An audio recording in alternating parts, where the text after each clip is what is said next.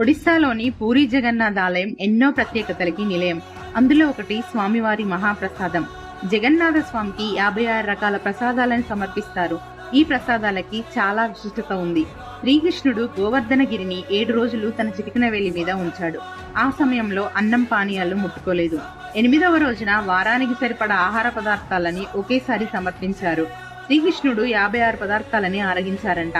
అందుకే జగన్నాథుడు కొలువైన పూరిలో ఈ ఆచారం పాటిస్తున్నారని చెప్తారు. స్వామివారి ప్రసాదం మట్టి కుండలో కట్టెల పొయ్యి మీద వండుతారు. ప్రతిరోజు 700 మట్టి కుండలని వంటలకి సిద్ధం చేస్తారు. ప్రసాదం చేయడానికి 7 కుండలు ఒకదానిపై ఒకటి పెట్టి వండుతారు.